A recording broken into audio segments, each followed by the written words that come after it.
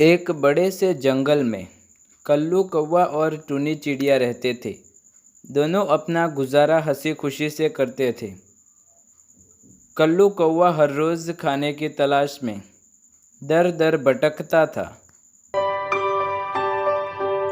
पूरा दिन घूमने के बावजूद भी खाना नहीं मिलता था। कल्लू की हालत इतनी ख़राब हो गई थी कि वो भूख प्यास से मर रहा था। खाने के लिए उसके पास कुछ भी नहीं था। ऐसे में एक दिन वो शाम को घोंसले में बैठा था तो उसे एक आइडिया आया। उसने सोचा, क्यों ना मेरे पास कुछ मक्का के दाने पड़े हैं तो उसे उगाया जाए, जिससे पूरे साल के खाने का पैकेज मेरे लिए तैयार हो जाएगा। शायद ये काम मैं अकेला नहीं कर पाऊँगा, क्यों ना टुनी की हेल्प ले लूँ, खाना भी मिल जाएगा। टुनी हर काम अच्छे से करती और पूरा जिम्मेदारी से करती, लेकिन कालू कौवा बिल्कुल अलग था। उसे ज़्यादा काम करना पसंद नहीं था। अगर कोई चीज़ मुफ्त मिल जाती तो वह पहुंच जाता। वो हमेशा यही सोचता कि कोई काम करे दूसरा और खाए वो। फिर एक दिन कालू कौवा टुनी चिड़िया के पास जाता है। टुनी रानी, कैसी हो? क्या कर रही हो? मैं तो ठीक हूँ। तुम कहो, तुम क्या कर रहे हो? आज कैसे आना हुआ मेरे पास? टुनी रानी, मैं बैठा था तब मुझे एक अच्छा सा आइडिया आया। मैंने सोचा क्यों ना ये आइडिया तुमसे शेयर कर दूँ। बोलो बोलो कल्लू भाई, क्या आइडिया लेकर आए हो?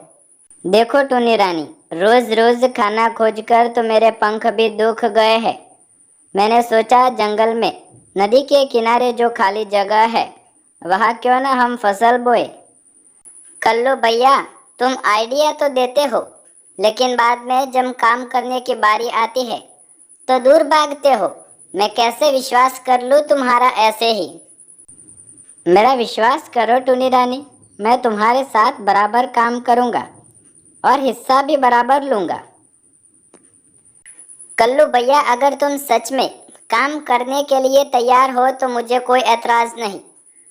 तुम्हारी आइडिया से हम खेती तो करेंगे, लेकिन किस चीज़ की? टुनी रानी, तुम चिंता मत करो। मेरे पास मक्का के कुछ दाने पड़े हैं, हम उसे ज़मीन में बोएंगे। वैसे तो दाने थोड़े कम है, लेकिन जब हम उसे उगाएंगे तो दुगने ही हो जाएंगे ना। वाह कल्लू भैया, तुम्हारे आइडिया का तो जवाब नहीं। और वो दोनों मक्का के दाने लेकर नदी के पास चले जाते हैं। कल्लू भाई, सबसे पहले हमें इस ज़मीन को नरम करना होगा। आप अपने सख्त पैरों से इस ज़मीन को पहले नरम करना शुरू करो ताकि हम मक्का के दाने उगा पाए। तब तक के लिए मैं पानी का कुछ इंतज़ाम करती हूँ। फिर कल्लू कौवा अपने सख्त पैरों से ज़मीन को नरम करने लगा। फिर वह दोनों ज़मीन में मक्का के दाने बोते हैं।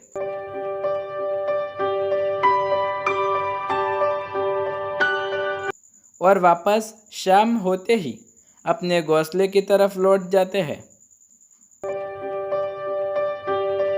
अगले दिन सुबह होते ही कल्लू कौवा टुनी के पास पहुंचता है। टुनी रानी, गुड मॉर्निंग। आज का प्लान है? कल्लू भैया, आज तो हमें सिर्फ पानी ही देना है। हाँ ठीक है टुनी रानी, तो जल्दी चलते हैं। आज वैसे भी धूप ज़्यादा लग रही है। मुझे सुबह सुबह हम जल्दी काम ख़त्म करके वापस आ जाएंगे। और वो दोनों वापस अपनी फसल के पास चलते हैं। वहाँ जाकर उन्होंने जहाँ मक्का के बीज बोए थे वहाँ नदी में से पानी लेकर डालते और वह ऐसे ही कई दिन तक मिलकर काम करते रहे। कल्लू भैया, अब तो मक्का के पौधे बहुत बड़े हो गए हैं। कुछ ही दिनों में हमारी फसल तैयार हो जाएगी। तुम्हें कैसा महसूस हो रहा है? लेकिन टुनी, हमें पता कैसे चलेगा कि फसल तैयार हो गई है? कल्लू भाई, जब भुट्टे में बाहर निकल आएंगे तो हमें पता चल जाएगा कि अब हमारी फसल तैयार हो गई है। कल्लू कौवा अपने घोंसले में वापस लौटता है। यूं ही कुछ दिन गुजर जाते हैं। फिर एक दिन शाम के समय कल्लू कौवा अपने घोंसले में बैठा था। उसे भूख बहुत सता रही थी। तभी उसके दिमाग में मक्का के दाने याद आ गए, जो फसल टूनी और दोनों ने मिलकर तैयार की हुई थी। अगर मैं भुट्टे में से थोड़े दाने खा भी लूँ तो क्या फर्क पड़ता है? टूनी को कैसे पता चलेगा? और ऐसा सोचकर कल्लू नदी की ओर बढ़ता है और एक भुट्टे में से दाने खाकर अपनी भूख मिटा देता है और जल्दी से वापस अपने घोंसले की तरफ चला आता है। अगले दिन जब टूनी मक्के की फसल को देखती है तो कल्लू को कहती है, कल्लू भैया, ये क्या हो गया? ये दाने किसने खाए हैं? कहीं ये दाने तुमने तो नहीं खाए? नहीं नहीं टूनी रानी, मैंने तो ऐसा कुछ नहीं किया। तुम खामखा मुझ पर शक कर रही हो। नहीं कल्लू भाई, मैंने तो बस आपसे यूं ही पूछा। लेकिन ये दाने खाए किसने? जिसने भी खाए होंगे अपनी भूख तो मिटा ली होगी ना। चलो चलते हैं। और फिर कौवा और टूनी वापस अपने हौसले की तरफ बढ़ते हैं। अब तो कल्लू को बहुत अच्छा लगने लगा और वह हर रोज़ शाम को अपने फसल के पास जाता और भुट्टे में से दाने खा लेता। लेकिन टूनी को इसके बारे में भनक भी न लगती और आखिरकार वो दिन आ ही गया जिसका टूनी को इंतज़ार था। कल्लू भाई, मैंने देखा अब हमारी फसल अच्छी तरह तैयार हो गई है। कल हम जाकर अपने भुट्टे अलग कर दाने घर ले आएंगे। बहुत इंतज़ार के बाद हमें हमारा मेहनत का फल मिल रहा है। कल हम थोड़ा जल्दी जाना होगा। हाँ टूनी रानी, क्यों नहीं, मैं बहुत जल्दी आ जाऊंगा। जैसे ही टूनी जाती है तो कल्लू वापस सोच में पड़ जाता है। कल तो मुझे मेरा बराबर का हिस्सा मिलने वाला है। क्यों ना आज फिर से हाथ बटोराऊं। वैसे भी टूनी को क्या पता चलेगा, इतने दिनों से कुछ भी मालूम नहीं हुआ है। आज कैसे चल जाएगा, मैं तो जाऊंगा। और कल्लू वापस नदी की ओर चला जाता है। हेलो टूनी रानी, बहुत दिन हो गए तुम दिखाई नहीं देती। सुबह सवेरे कहाँ चली जाती हो? अब क्या बताओ तोते भाई, मेरा तो काम ही कुछ ऐसा है कि जल्दी जाना पड़ता है। मैंने और कल्लू भाई दोनों ने पार्टनरशिप की है और हमने मक्का के बीज बोए हैं और अब हमारी फसल तैयार भी हो गई है। नदी के किनारे जो खाली जगह पड़ी थी उसमें हमने खेती की हुई है। अरे टूनी रानी, तुम तो जानती हो उस कल्लू के बारे में, तो फिर उससे पार्टनरशिप क्यों की? नहीं तोते भैया, ऐसा बिल्कुल नहीं है। इस बार तो कल्लू ने मेरा पूरा साथ दिया है, मेरे साथ बराबर मेहनत की है, तो उसे हिस्सा भी बराबर मिलेगा। वो सब तो ठीक है टूनी रानी, लेकिन क्या कल्लू शाम को जाता है काम करने के लिए? नहीं नहीं, सुबह दोनों हम साथ जाते हैं और वापस शाम को लौट आते हैं। ओहो, तो अब समझ आया कल्लू रोज नदी की तरफ शाम के समय क्या करने जाता है। तुम्हें इसके बारे में नहीं पता होगा, लेकिन जब तुम घर लौट आती हो तो कल्लू वापस नदी की ओर जाता है शाम के समय। मैंने कई बार देखा उसे। अगर टूनी रानी तुम्हें इस बात पर विश्वास नहीं हो रहा तो अभी ही चेक कर लेते हैं कल्लू कहाँ है।